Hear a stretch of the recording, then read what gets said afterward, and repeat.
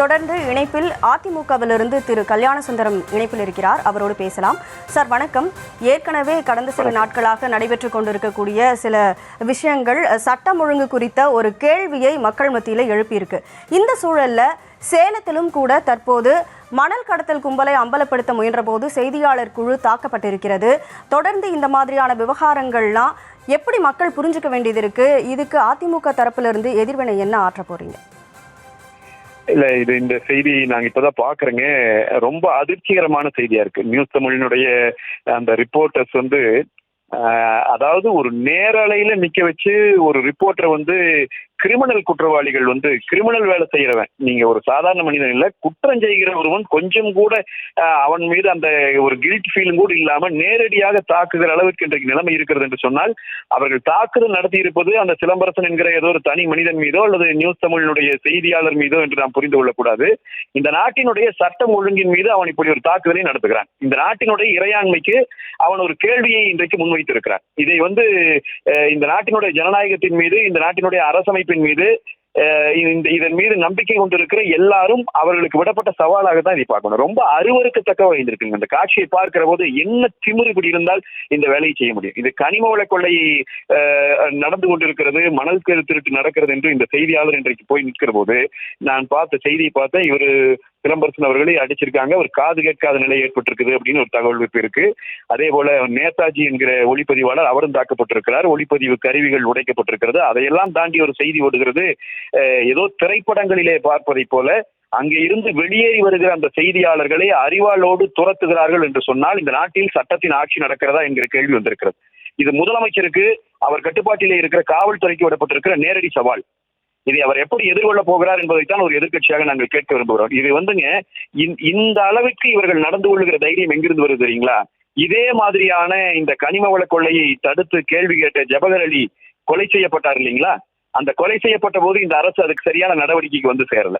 இதே மாதிரி அவர் ஒரு சமூக ஆர்வலர், ஒரு பத்திரிகையாளர்ல சமூக ஆர்வலர். வண்டி அடிச்சே கொண்டா, ஞாபகம் இருக்குங்களா உங்களுக்கு? லாரியை ஏற்றி கொலை செய்தான். இந்த திமிர் எப்படி அந்த திமிர் இருந்திருக்குங்கிறது இப்ப காட்டுறாங்க. இந்த படத்துல நம்ம பார்க்கிற போது நமக்கு தெரியுது, இந்த காட்சிகளை பார்க்கிற போது தெரியுது. அதே போல ஐயா ஒருத்தர் காணொலி வெளியிட்டுட்டே அவரை கொலை செஞ்சாங்க. என்னை கொன்றுவாங்கன்னு காணொலி வெளியிட்டால் கொலை செய்தார்கள்.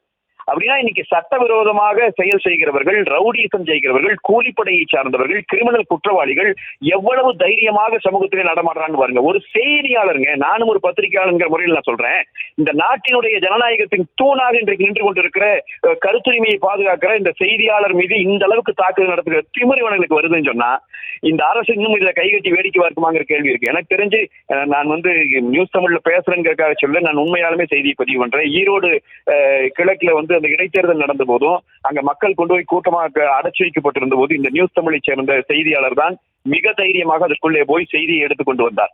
இதே நியூஸ் தமிழ் சேர்ந்த செய்தியாளர் தான் இங்க சென்னையில மணல் கடத்தல், மண் கடத்தல் நடக்கிற போது அதிலே போய் எடுத்து இந்த செய்திகளை வெளியே கொண்டு வந்தார். அரசு அதிகாரிகளின் துறையோடு பாலியல் தொழில் நடந்து கொண்டிருந்த போது அதை நியூஸ் தமிழ் தான் அன்னைக்கு வெளிப்படுத்தினாங்க. எனவே இவங்க நியூஸ் தமிழ் சேனல் குறைந்தபட்சம் நடக்கிற தவறுகளை அரசின் பார்வைக்கு, மக்கள் பார்வைக்கு கொண்டு வருகிற வேலையை செய்து கொண்டிருக்கிற ஒரு பத்திரிகை. இன்னைக்கு அவர் போய் ஒரு இடத்துல அந்த மண் கடத்தல தடுக்கிறாரு அல்லது அந்த சம்பந்தமான செய்தி ஆக்குறாருன்னா இது ஒரு நாட்டினுடைய ஜனநாயகத்தின் மீது, இந்த நாட்டு மக்களின் மீது கொண்டிருக்கிற அன்பின் வெளிப்பாடா இல்லையா? இது மற்ற இவங்களும் போட்டு போக முடியும். அந்த நியூஸ், இந்த அடி வாங்கி இருக்கிற இந்த செய்தியாளரும் ஏதோ ஒரு கேளிக்கை செய்தியை பேசிட்டு போயிருக்க முடியும் தானே?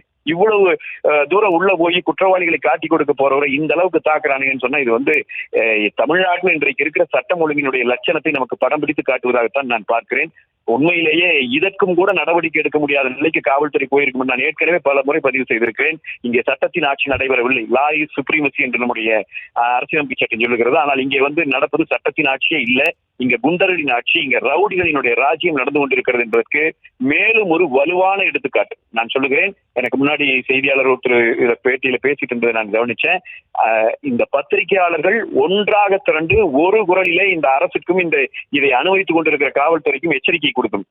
இந்த ரவுடி கும்பல் வெளிவர முடியாத அளவுக்கு சிறையிலே தள்ளப்பட்டால் ஒழிய இதற்கான நீதி கிடைப்பதற்கான வாய்ப்பில்லை. எந்த செய்தியாளரும் நம்பிக்கையோடு களத்தில் இறங்கி செய்தி சேகரிக்க முடியாத நிலை வந்துடும். எனவே இதை தடுக்க வேண்டிய பொறுப்பு இவங்க. பின்னாடி அரசியல் இல்லைன்னு நீங்க நினைக்கிறீங்களா? நான் ஒரு அரசியல்வாதியும் கூட, அரசியல் கட்சியில இருக்கிறவன் கூட அந்த அடிக்கிற காட்சியை பார்க்கிற போது நான் சொல்லுகிறேன், இதற்கு பின்னால் கரைவேட்டி இருக்கிறது. அது இவரை காப்பாற்றுவதற்கு பத்திரிகையாளர்களாக இருக்கிறவர்கள், பொதுமக்கள், இந்த நாட்டை நேசிக்கிற யாரும் அனுமதித்து விடக்கூடாது. அதுதான் நான் கேட்கிறேன். அந்த செய்தியாளர்களுக்கு என்னுடைய வாழ்த்துக்களை நான் சொல்லுகிறேன். அந்த செய்தியாளர்களுக்கு இன்றைக்கு ஏற்பட்டு இருக்கிற இந்த இழப்பு ஈடு செய்யப்பட வேண்டும். அவர்களுக்கு இந்த மண்ணும், இந்த மக்களும், இந்த சமூகமும் அவர்களுக்கு கடமைப்பட்டு இருக்கிறது என்பதை ஒரு செய்தியாளனாக, ஒரு எதிர்க்கட்சியை சார்ந்தவனாக நான் இன்றைக்கு சொல்லிக்கொள்ள விரும்புகிறேன். அண்ணா திராவிட முன்னேற்ற கழகத்தை பொறுத்த வரைக்கும் இந்த குற்றவாளிகள் கைது செய்யப்பட்டு சிறையில் அடைக்கப்பட வேண்டும். இவர்களுக்கு தண்டனை கொடுக்கப்பட வேண்டும். இப்படி நடந்திருக்கிற இந்த தாக்குதலுக்கு ஒரு நீதி கிடைக்க வேண்டும். அதற்காக அண்ணா திராவிட முன்னேற்ற கழகம் வலுவாக நிற்கும். கருத்துரிமையை காக்கிற போராட்டத்திலே அண்ணா திராவிட முன்னேற்ற கழகம் எந்த சமரசமும் இல்லாமல் நிற்கும். அதை நான் உறுதி கொடுக்கிறேன்.